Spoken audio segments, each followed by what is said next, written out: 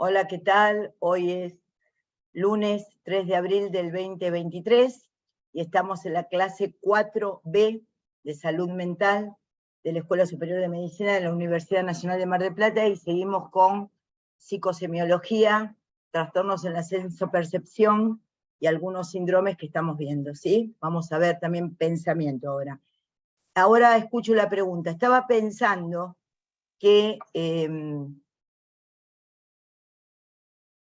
un instante, estaba pensando que cuando me preguntaron esa muy buena pregunta, creo que le hice Iñaki, de hablar solo, que la diferencia del hablar solo al soliloquio, que es el hablar solo del como fenómeno psicótico, el fenómeno psicótico del hablar con la voz se llama soliloquio. Y se ven pacientes. Marcos lo debe haber visto un montón de veces porque todos los que trabajamos con pacientes psicóticos internados lo hemos visto, ¿no? El paciente habla solo. Entonces, esa es la expresión de que habla con una voz. Lo importante es que cuando uno habla solo, en su calidad de neurótico normal, neurótico-normal, uno es el interlocutor de uno mismo. La alucinación auditiva o la expresión verbomotora, o lo que puede plantearse como soliloquio, que es un trastorno de la actividad, pero que está tomado también por la sensopercepción, es que no hay dimensión de interlocución. Es como que hay una sustracción del otro. Hay una sustracción del otro como interlocutor. Es una interlocución fallida. No hay otro como prójimo a quien se le hable y con quien se pueda intercambiar. En cambio, cuando uno habla y se dice que qué tonta que fui que hice tal cosa, o uy, mirá tal otra o la otra, hay una interlocución que no es una imposición de eso como viniendo desde afuera. La característica de la alucinación verbal es que no hay un otro del prójimo con el cual se habla. No hay interlocución, hay locución, ya sea que el paciente expresa por movimientos verbomotores, ¿no? O como máximo el soliloquio, pero no hay un ida y vuelta de ninguna manera comunicacional.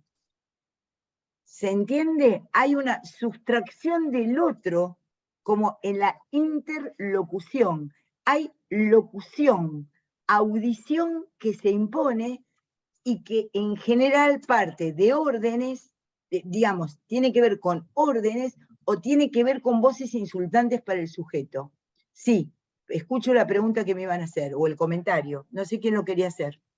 No, era yo, profe, porque arrancamos a hablar mucho de alucinación y creo que quedó clarísimo todo. Yo me había quedado con una pregunta pendiente de cuando hiciste el ejemplo de alteración cuantitativa de la sensopercepción, que hablaste del miembro fantasma. En este caso, ¿qué sería? ¿Como un retardo de la percepción? No, bueno, por ahí saben de esto más Hernán y Marcos que yo. Yo creo que es una situación en como Hernán explicó, en donde está lesionada la vía, digamos. Entonces, no es una luz, digamos, se puede pensar en un punto alucinatoriamente de la sensopercepción táctil, pero en realidad hay una alteración orgánica que existe. Por ahí Marcos y Hernán lo pueden plantear más claramente. Sí, yo creo que acá también lo que pasa un poco con esto, también con algunas auditivas, por ejemplo, con un paciente que viene con, no sé, con acúfenos, con que escuche un ruido, es un poco lo que viene marcando María Clara, es que sea autorreferencial y la certeza, o sea, que el paciente tenga, digamos, esa Y sensación de entramos que en el es, de que, pensamiento y ideación. claro, bueno, es porque es un poco enganchado, pero Ahí digo, está, porque, es una buena oportunidad de conectarlo, vamos. claro, porque, por ejemplo, en el caso de vos llega un paciente que escucha un ruido como si fuese un ruido como tipo tinnitus, ¿no? Y una cosa puede ser que escuche un tinnitus y él sabe que es un ruido que siente, pero que no hace una referencia a nada, y que lo toma, digamos, como un sonido que lo tiene ahí, Y otra cosa es que un poco, creo que en un momento ibas a tomar un ejemplo, María Clara, de algo que es una fábrica, que no sé qué ibas a hacer un ejemplo, pero como que es un ruido que a mí me ingresa y que tiene que ver con algo que me están haciendo a mí, o sea, es autorreferencial, estoy seguro de que eso tiene que ver con que me lo están haciendo a mí, o sea, y a lo mejor tal vez los dos es un sonido. Parece que lo del fantasma pasa igual. La verdad que no recuerdo bien exactamente cuál es digamos, la fisiopatología de por qué acontece, pero el paciente sabe que no tiene el pie. Que lo sienta no quiere decir que, digamos, esté seguro de que ese pie lo tenga. No sé si se entiende, ¿no? O sea, esa es la distinción. O sea, Claro, en las alucinaciones hay certeza. Esto que dice María Clara, en la ilusión me parece que el alucinatorio no me parece. Es así. O sea, el paciente lo escucha, lo ve, lo siente, no le parece nada. O sea, está seguro. Esa es la diferencia entre una alucinación y una ilusión. Entonces, cuando vos el paciente está alucinado, te va a decir, no me parece que escuche una voz. No, me están hablando. No es que le parece nada. O sea, esa es la diferencia por ahí un poco, ¿no? A mí me había quedado, sí, a me había ver, quedado sí, dale, dale. Perdón, María Clara, la voz.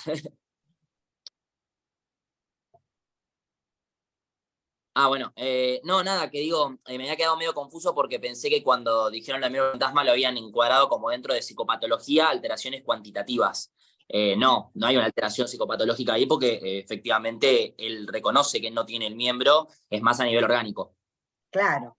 De todas maneras, esto no va a implicar que el paciente no esté angustiado y que tengas que pedir como médico generalista una interconsulta con el servicio de salud mental, porque ya la amputación, todos los traumas, o estar operado, a veces al paciente, yo qué sé, le sacan el vaso y nunca percibió el vaso hasta ese momento, pero le sacan el vaso y el paciente empieza a decir, pues es que siento una cosa dentro de y uno dice, bueno, ¿hasta qué punto toda amputación, todo efecto traumático tiene una resonancia psicopatológica? Porque tiene una resonancia psicopatológica. Lo que tratamos de diferenciarles es esto, ¿no? De la autorreferencialidad, porque dicen, bueno, es porque me sacaron, como dice Marcos, el pie no lo tengo, pero ¿cómo lo puedo seguir sintiendo? Yo les diría que un índice de normalidad es que presenta un conflicto. Si el paciente se ve conflictuado, es índice de normalidad. Si el paciente está contundentemente seguro, es índice de anormalidad, de patología. Todo lo contrario a lo que piensa habitualmente la gente. Si está conflictuado por eso, es síntoma de que anda bien la cosa. Ay, estoy medio mal, no sé si estoy acá o no sé si no estoy acá, estoy mareada, me siento medio confusa. Eso es síntoma de normalidad dentro de la... Cuando existe el conflicto con respecto a lo que se piensa o lo que se escucha o lo que se percibe, es síntoma de normalidad. Si ustedes no ven que hay conflicto en el paciente, ahí tienen que estar más agudos para pensar, ¿no será un psicótico? Porque la psicosis cursa sin idea opuesta. Ahí se conecta con el pensamiento y la ideación. Porque esto, por ejemplo, que decía Marcos, por ejemplo, me acuerdo de un paciente en el hospital que decía, yo sé por qué las persianas están entrecerradas. Las persianas estaban entrecerradas porque no funcionaba bien, por supuesto, la cinta de la persiana del hospital, como es lógico, ¿no? Entonces, pero hacía una interpretación delirante de una percepción correcta. Las persianas estaban entrecerradas, pero él entendía que eso implicaba algo. Otra definición que es importante. Si hay conflicto, es índice de normalidad para ustedes, si el paciente se ve. Y otra cuestión es que cuando hay una alucinación, cuando hay una significación. Porque el paciente que tiene un síndrome de Meniere, que puede estar cursando con un acúfeno, no le da una interpretación, no tiene una significación más que, doctora, no estaré haciendo una ACV, ¿no? No sé, o, perdón, no, me quedaré sordo, ¿me entendés? Cosas muy conectadas pero no tiene una significación. Cuando tiene una significación, la sensopercepción, cuando está tomado por esa significación, que es intransmisible en la palabra, les diría que casi es la definición de alucinación, porque trae una significación. Si no hay significación, esto está maravillosamente explicado en un texto de Freud que se llama De una locura paranoide, que es el caso de Schreber, que Lacan retoma en el Seminario 3, está maravillosamente pensado. Freud lo descubrió porque un paciente que escribió un libro sobre su trastorno psicótico, oía voces de pajaritos, pedidos de auxilio, digamos, y plantea cuatro tipos de alucinaciones. Y Lacan se da cuenta que tiene que ver con la significación, que hay elementos que son más significantes y elementos que son más de significación. Es un poco difícil para ustedes, pero yo les quiero transmitir esto, para no complicarlo.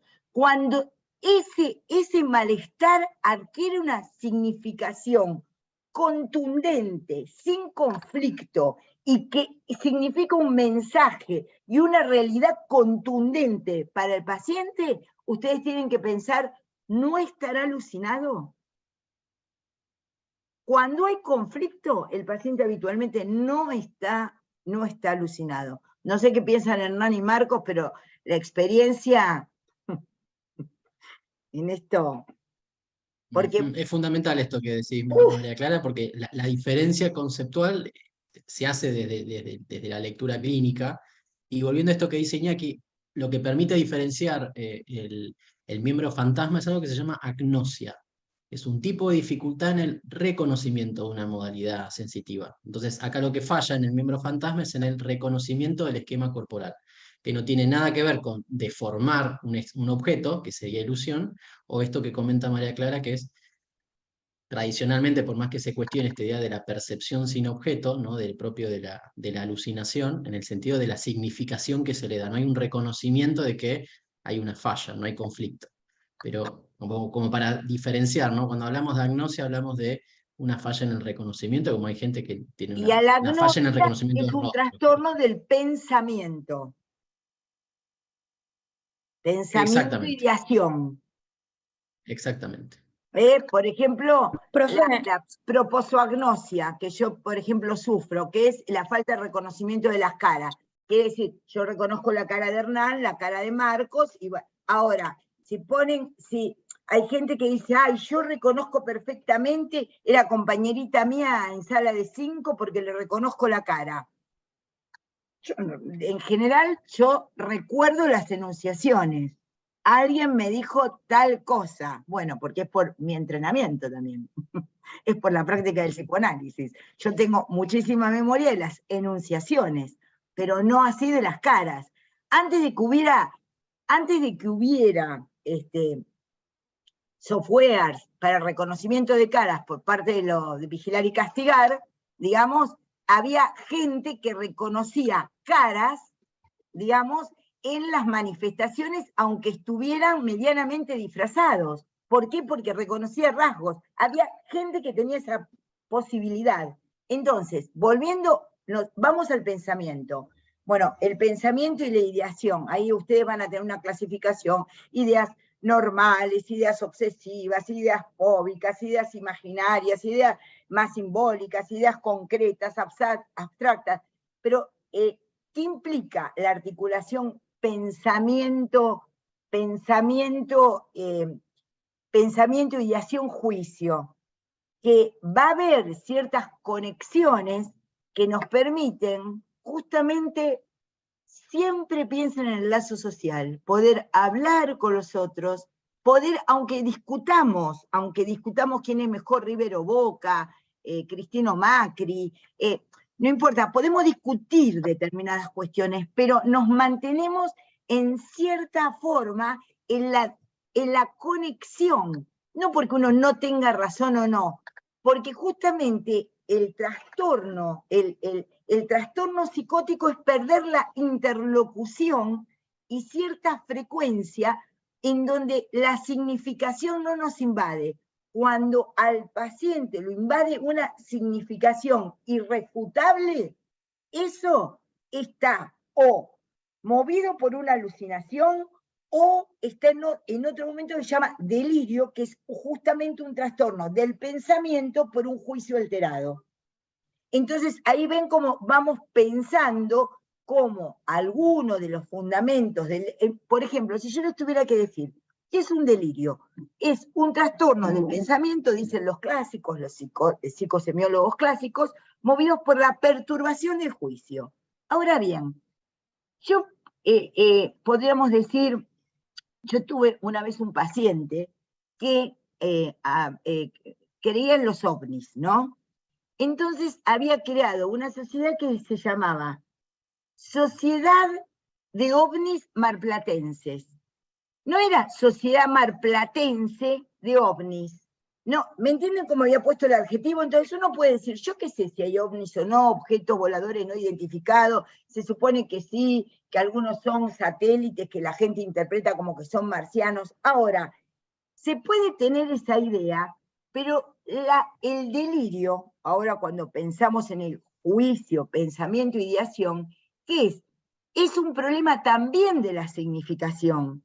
Es un problema en donde justamente los delirios, como trastorno del pensamiento, pueden ser verosímiles o inverosímiles. Cuando yo estaba en primer año de la residencia, fui con el instructor, yo era residente de primer año, y me acuerdo un paciente, me acuerdo hasta el apellido, que venía, un hombre, un señor, no sé, para mí era grande en ese momento, yo tenía la edad de ustedes, tenía 23, 24 años, estaba en primer año de la residencia, y entonces venía y explicaba que él iba a vender botellas, que después iba a cambiar por lechuga. Yo nunca entendí nada de los negocios ni de cómo hacer plata, obviamente. Entonces yo lo escuchaba, y yo le digo al instructor, y no, por ahí él quiere hacer un negocio. Bueno,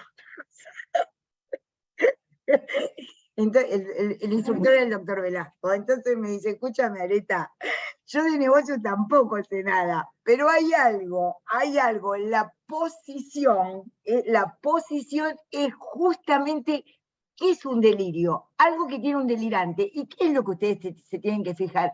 No en la verosimilitud o inverosimilitud del contenido del delirio, sino cómo a partir de un juicio, digamos, que tiene que ver con un juicio perturbado, hay una contundencia con respecto a una seguridad, vuelve a haber no conflicto. El delirio se caracteriza por no tener conflicto. ¿Saben por qué? Porque el delirio es un trastorno del pensamiento, producto del juicio alterado, dice la psiquiatría, porque ya resolvió de esa manera todos los conflictos. Si resolvió todos los conflictos, se llama delirio total. Si resolvió algunos de los conflictos, se llama delirio parcial. Pero una contundencia en la resolución del conflicto, que encontraron una solución. En cambio, el neurótico dice, no, si yo me separo, bueno, es mejor que me separe, así los chicos no sufren, pero los chicos van a sufrir, ¿no? Van a sufrir igual, mejor les compro un perrito. ¿Vieron que los padres cuando se separan le regalan un perrito a la mujer? Sí. Muy lindo, encima tiene que cuidar a los chicos, yo qué sé, y un perrito. Les metieron el perro y les metieron el perro, podríamos decir. Entonces, uno podríamos decir, siempre que ustedes vean conflicto en oposición, se pueden quedar tranquilos en el sentido de que no es una psicosis. ¿Por qué? Porque hay contraparte dentro de la racionalidad del paciente.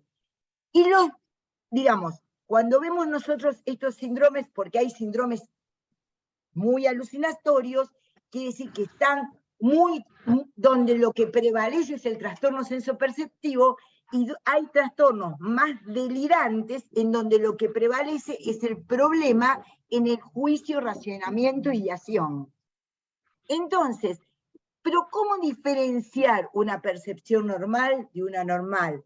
De una sensopercepción normal de una anormal. ¿Cómo diferenciar una idea delirante de una idea normal? No por el contenido, porque a mí vender lechugas imagínense que yo nunca, lo máximo que he hecho es ir a comprar lechugas, que tampoco lo he hecho muchas veces, para ser sincera, ¿no? Entonces, uno puede decir, Yo que entendía de vender botellas, cambiando por lechuga, que por ahí era un negocio que hacía el tipo, y después terminaba tenía como un sistema plástico, ahí yo ya me avivé, que era como, bueno, esto le iba a permitir ser millonario, nadie vendiendo lechuga y tomate, o lechuga por botellas, me acuerdo que eran lechugas y botellas eran los significantes, pero el tema era que él había decidido eso. Entonces uno les da sensopercepción, pensamiento, juicio, ideación, porque es muy difícil a veces como diferenciar el área en donde uno está evaluando. Pero la falta de conflicto, miren esta palabra que la tienen que aprender y se las vamos a tomar. Egodistonía y egosintonía. ¿Qué quiere decir egodistonía y egosintonía? Egodistonía es que hay conflicto. El paciente está complicado para hablar, no sé qué hacer, es mejor hacer tal cosa o la otra, es mejor ir o quedarme, es mejor darle tal antibiótico o la otra. Y egodistonía, el sujeto está descompensado con la decisión que tiene que hacer, le cuesta. Eso es signo de normalidad. La egosintonía es, bueno, es lo que se ve a veces en una psicosis crónica, bueno, se murió su mamá, qué bien, bueno, por ahí uno puede odiar más o menos a la madre y ser ¿no? Pero, digamos, lo que nos enseñaban en esas prácticas de loquero que hemos tenido, ¿no? Era que por ahí el paciente se ponía peor cuando le faltaba la hierba que si le decían que le iban a hacer otro electroshock, porque en total el electroshock le hacían siempre, entonces no se preocupaba por eso, y siempre que vean el conflicto, siempre que vean la duda, cierta duda razonable, se podría decir, entre lo que se percibe y lo percibido, ahí están en el campo de lo que podríamos llamar la normalidad. Cuando hay contundencia, cuando no hay conflicto, cuando hay egosintonía, y hay como mucha contundencia, autorreferencialidad y certeza, estamos en el campo de la psicosis. ¿Por qué? Porque está atravesado por una fuerte significación, una contundente significación. Por eso, los estados afectivos, digamos, enardecidos, uno puede pensar en el enamoramiento, como toma Freud, ¿no? El enamoramiento, viste, uno va y le dice, ay, bueno, pero es un poco jodido, pero me ama tanto, es tan bueno, y por ahí una amiga, la madre, alguna persona que, claro, no está en ese estado de estupidez con el otro, le dice, che, pero mirá que tal cosa y tal otra, no, pero yo lo voy a cambiar porque él es buenísimo, porque no sé qué, porque no sé cuánto.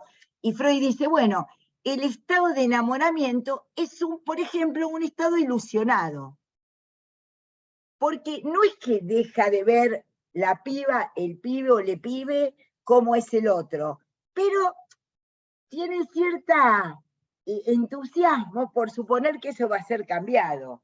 Ustedes ahí pueden advertir que hay un conflicto. Puede estar más, el estado de enamoramiento no es el amor, ¿no? Pero tiene que ver con la ilusión, con lo especular, dice Lacan, se llama especular en el sentido de todo grado de ilusión tiene que ver con lo imaginario. Y la ilusión tiene que ver con lo imaginario. La alucinación tiene que ver con lo que en psicoanálisis se llama conexión violenta con lo real. Lo real se impone. En la ilusión siempre hay como cierto estado de placiente. Por ejemplo, también el estado de la afectividad, ven que estamos viendo varias funciones que vamos a retomar la clase que viene, pero no se pueden desconectar unas de las otras, ni de la psicopatología, ni de los síndromes, para eso están los teóricos, ¿no? Para que discutamos estas cosas. Pero ven cómo la afectividad, digamos, la sensopercepción, la atención, el estado de enamoramiento es uno podría decir, bueno, un estado en donde la afectividad es placiente. Las alucinaciones en general son displacientes, pero hay alucinaciones que son placientes.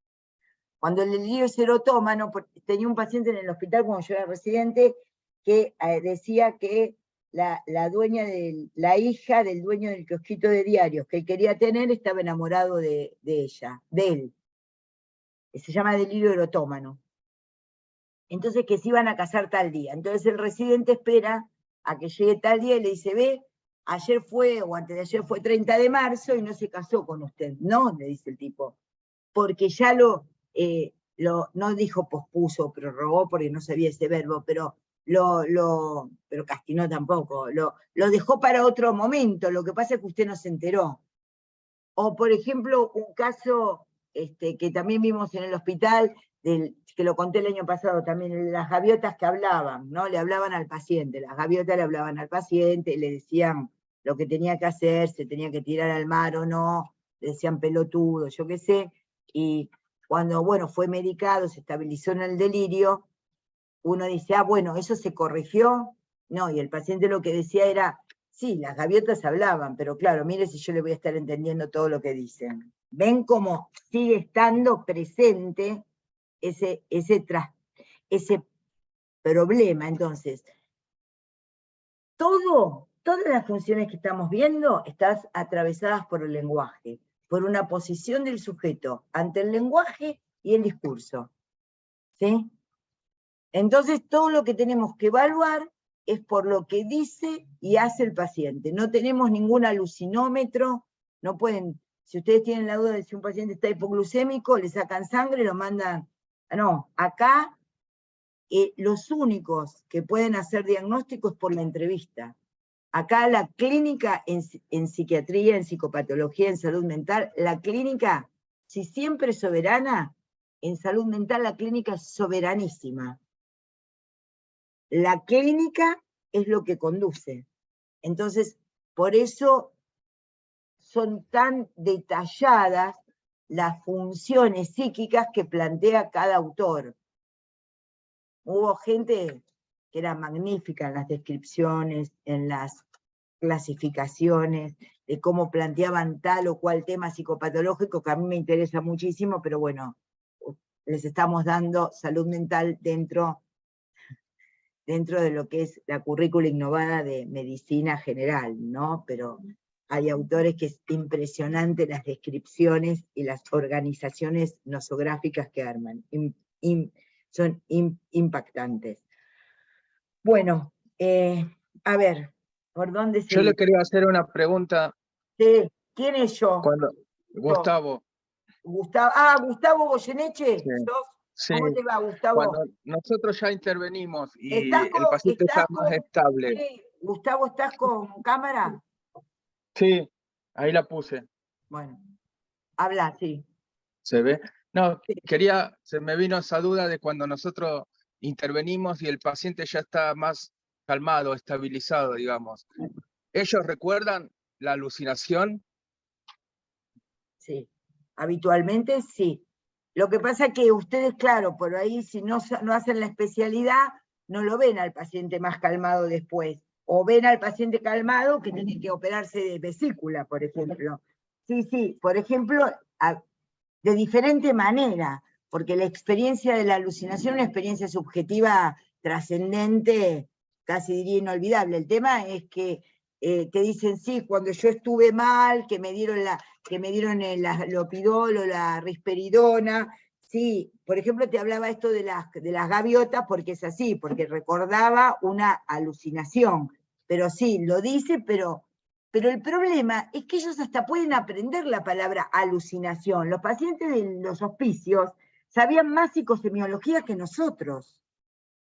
¿Me entendés? Porque sabían en qué página estaba. No, doctora, fíjese en la página 318 de Beta, porque ya estaban tan interrogados durante 20 años por todos los estudiantes de medicina y de psiquiatría y de la residencia, que ya sabían todo. Sí, yo soy una parafrenia fantástica. Me acuerdo de uno que decía, sí, ¿qué tal? Hoy les tocó parafrenia fantástica, ¿no? Nosotros no sabíamos. Y por ejemplo, el jefe de servicio le decía, te dije, Juan, que no les dijeras el diagnóstico. Unos diálogos re locos, pero el paciente sabía su diagnóstico. Ahora, ¿por qué seguía siendo una parafrenia fantástica? Porque en el punto de su delirio, en el punto de esa significación que lo embargaba, había una contundencia fuerte con respecto a eso. Entonces sí, hay a veces recuerdos, hay otras veces en donde los pacientes también aprenden a decir, no, a mí no me pasó eso, es que el médico había entendido otra cosa. Marcos, decía algo de tu experiencia ahí, Hernán. Sí, tal cual, a mí me pasa un poco lo mismo. Siempre como que cuando pasa un poco lo que pregunta Gustavo, la pregunta, ¿no? Cuando pasa el episodio, como que se acota un poquito el discurso del paciente, lo que enuncia. Generalmente ahí no sé si hay esto que dice María Clara, como tratar de evitar, digamos, hablar de tema o como un poquito más acotado. Pero sí, recuerdan. Y después también está esto que decías vos, bueno, que con los pacientes con el tiempo, en las internaciones también se aprenden esto. Yo me acuerdo de la residencia, esto más anecdótico, una vez estaba por entrevistar a un paciente, estaba internado y yo había llevado la historia clínica y cuando empecé a hablar con él me dijo, bueno, pone paciente bizarro, se ve que siempre le ponían eso en la historia clínica, entonces me dice, bueno, pone paciente bizarro, o sea, como que ya me dictaba, viste, lo que tenía. O sea, hay algunos que ya cuando uno los ve en tanto tiempo, te dicen hasta, esto es muy difícil también como evaluarlo porque ya están como habituados a lo que tienen que decir o no decir y demás. En el mapa de la clínica, en el forzadísimo mapa de la clínica, que ahora puedo ir a buscarse dónde está, ustedes van a ver que eso es una restitución, se llama restitución en la psicosis. El brote se caracteriza por un episodio, el brote esquizofrénico, por un episodio que en general cursa con alucinaciones auditivas, alucinaciones senestopáticas, puede haber un delirio agudo, quiere decir una idea que sobre todas las cosas es autorreferencial, certera y cargada de significación, y ahí es la ruptura con lo que Minkowski llamaba, que Minkowski es un psiquiatra existencialista, ruptura de la historia biográfica del paciente. Hay un antes y un después, ¿sí? Y ahí se rompe para siempre y nunca se vuelve a ser el que se fue, ¿no? Pero el paciente puede puede conocer la palabra que implica su diagnóstico, pero no tiene idea de criterio de realidad ni de criterio de situación, porque eso tampoco le trae un gran conflicto. Si está paranoide, ahora vamos a ver un poco más en ideación, si está más perseguido, dice, a mí no me va a decir que yo tengo alucinaciones o no me vaya a poner en la historia clínica, que tal cosa o la otra, ¿no? Que tengo un delirio tal o cual. Pero el tema es que nunca aparece la verdadera idea del conflicto, del estar complicado. En cambio, la normalidad siempre está complicada. La normalidad es complicada. La normalidad implica conflicto. Eso es lo que ustedes tienen que aprender en esta materia. ¿Y cómo puede venir el conflicto? Por el lado del pensamiento, razonamiento, afectividad. Hoy no hemos visto tanto afectividad y fasotímica, por eso lo dejamos para otra clase. Vamos a ver más lo que implica, lo que estamos definiendo, tratando de acercarse, que son a la esquizofrenia, a la psicosis, que se llaman disociativas, ¿no? ¿Por qué? Porque se disocia, según los psiquiatras, digamos, lo que se disocia es el yo de la realidad. Entonces son psicosis disociativas, es un término que tomaron también de Freud, ¿no? Entonces, y ahí uno puede decir, a ver, vamos a hablar de pensamiento, ¿no? Estaba mirando Meta, ¿no? Los tipos de pensamiento, ¿no? Ustedes aprendieron, no sé, en toda la materia que tuvieron, que era un pensamiento inductivo, deductivo. ¿Lo saben? No responden. Bueno. ¿Cómo son los pensamientos, digamos, ¿no? ¿Cómo es pensamiento, ideación, raciocinio para llegar al juicio? Se puede pensar que, ahora Hernán se los va a explicar mejor lo que es lo inductivo, de lo que es lo deductivo, ¿se entiende? Y cómo se parte en lo deductivo de una base universal a donde se llega a lo particular, y lo inductivo es ver algo del orden de la realidad y llegar a los universales. ¿Querés hablarles un poquito, Hernán, de lo pensamiento inductivo y deductivo para que vean el orden del pensamiento? Dale, sí, básicamente son diferentes formas de poner a prueba las premisas, ¿sí? Un ejemplo clásico del pensamiento inductivo es el de los cuervos, ¿no? Veo un cuervo negro, veo un cuervo negro, veo un cuervo negro, ¿no? Fíjese todas las premisas, la conclusión es que todos los cuervos son negros, lo cual no quita la posibilidad de que en algún momento aparezca un cuervo blanco, ¿sí? Entonces vemos cómo hay una confirmación recurrente, ¿no? Y en esa repetición de esa premisa es donde llegamos a conclusiones generales. Ese es el ejemplo clásico del pensamiento inductivo. Para Cuando la hablamos de filosofía, vamos a decirlo en términos de ellos como médicos. Sí. Veo una angina con, en lugar de con pústulas, veo una angina, una faringitis con aftas, así como con una lesión para abajo. Le doy antibiótico la primera vez, no anda. Le doy antibiótico la segunda, otro caso, no anda. No sé qué, infiero. No, evidentemente, como me enseñaron, esta es virósica, no anda con antibióticos. Veo un caso, otro caso, otro caso, otro caso, otro caso, deduzco que la general, en tal patología, mejora con tal cosa y no mejora con la otra. Caso, se ve la realidad y se elabora una teoría. Caso a caso, cuervo negro, ¿se entiende lo que digo?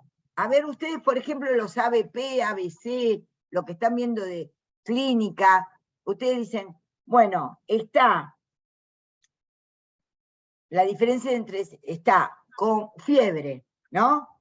Entonces le dicen, fiebre, puntada de costado, tos, y un poco de disnea, ¿en qué van a pensar? Che, ¿no vieron respiratorio todavía? ¿Qué vieron? No. El problema que tiene esta materia de darla en cuarto año, que todavía no vieron mucho de clínica tampoco, de clínica médica, ese es un tema con la ubicación de la materia en la carrera. A ustedes están con los profesores de clínica médica, entonces ven el caso. ¿Qué es el ABP y el ABC? Que ustedes, es esto que dice Hernán, que con el caso aprendan la regla, construyan la regla, eso es inductivo. Veo el caso, aprendo un caso, lo veo otra vez, cuervo negro, cuervo negro, si evoluciona así, si, a ver, ¿cómo ustedes diferenciarían una neumonía, por ejemplo, de un derrame pleural por metástasis pulmonares? Claro, pero todavía no lo vieron eso. Yo para qué les voy a estar hablando de cosas médicas, no, ¿se entiende? Pero de la realidad, de las cosas que ustedes ven en la realidad y inducen, ¿no? Por inducción, llegan a la teoría general. ¿Qué otro ejemplo le podríamos dar, Marcos médico? No sé, algo sencillo, no sé. No sé, ¿qué vieron hasta ahora de clínica médica? ¿Qué temas tomaron? Algo, digamos, de sana, o de clínica O médica. de sana. No, vimos ictericia recién hoy, no llegamos a más. ¿Qué cosa? Que hoy empezamos a ver así patología y vimos ictericia.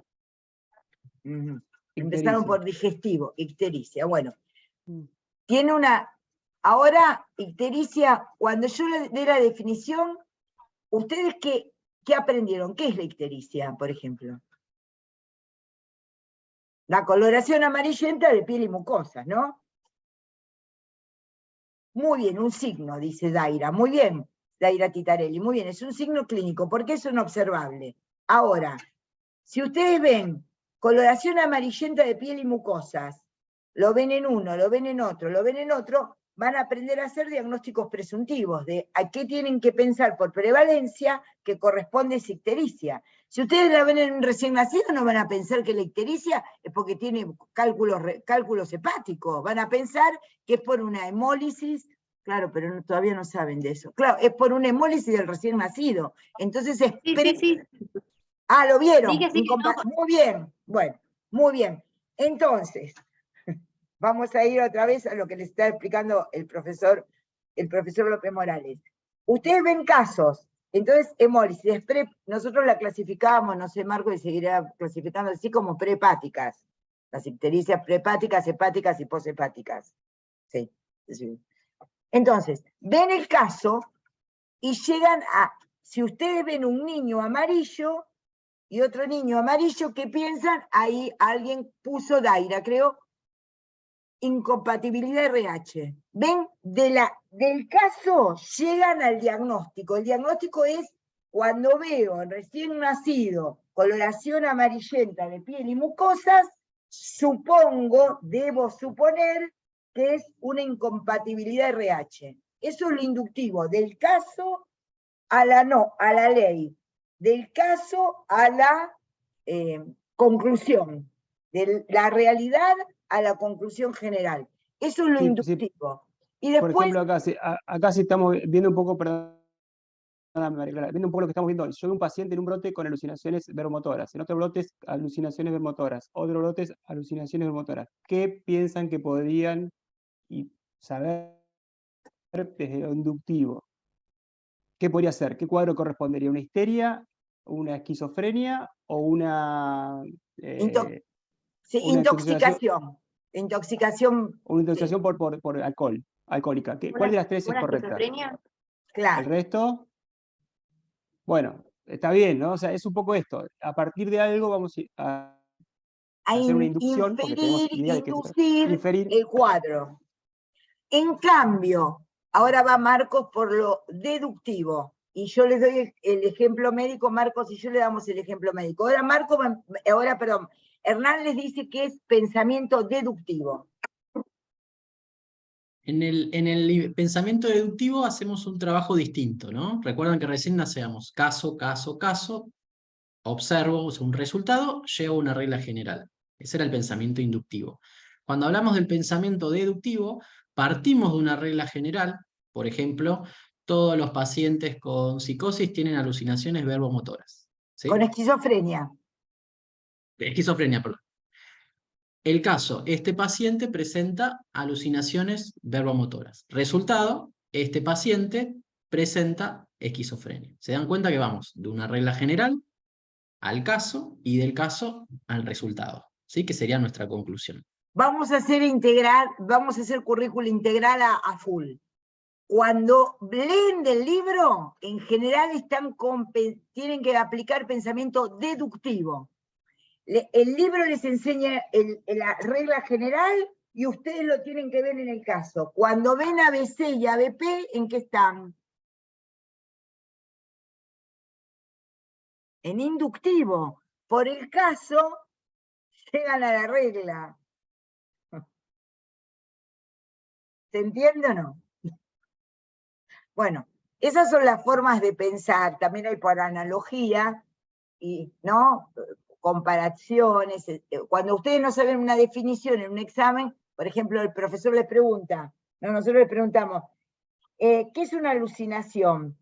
Y ustedes dicen, por ejemplo, escuchar voces. Uno le dice, no, eso no es, porque no es la definición, es un ejemplo. ¿Qué es una alucinación? Un trastorno de la sensopercepción que cursa con una fuerte significación, ¿no? Es que puede ser cuantitativa o cualitativa. Bueno, eso sería una definición de lo que es sensopercepción. Si ustedes empiezan, por ejemplo, es una mala manera de definir. Entonces, ¿qué les tomamos nosotros? Una parte del examen que es inductiva y otra parte del examen que es deductiva. Esas son las formas de pensar normales que hay. Normales también hay por analogía. También que está puesto en beta, no me acuerdo, a ver si lo encuentro. No. Sí, profe, dentro del pensamiento lógico hablaba de los tres principios. Claro, exactamente, dice Sí. por analogía, que es justamente una especie de comparación. ¿Ustedes saben que los relojes son analógicos o digitales? Si yo tengo una esfera, a ver, ¿sí? Una esfera partida en 6 cuadrantes, digamos, 6 cuadrantes de un lado y 6 cuadrantes del otro, en 12, ¿sí? Yo sé que ahora es las 4 de la tarde. ¿Por qué? Porque justamente la aguja horaria marca el 4 y el minutero marca las 12. Sin embargo, yo no necesitaría ver los números, porque si yo al horario le pongo una aguja chiquita, como se pone, y al minutero le pongo una aguja larga, pongo las posiciones y ustedes dicen es las 4, es las 12. Voy a hacer un ejemplo. A ver, con un ejemplo, vamos a...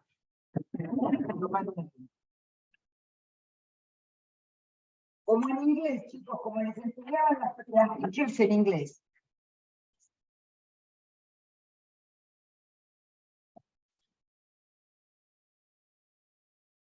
Espera. Llamamos minutero a la larga y llamamos, como es especular acá, vamos a tener un problemita. ¿Se ve o no se ve nada? ¿No se ve nada?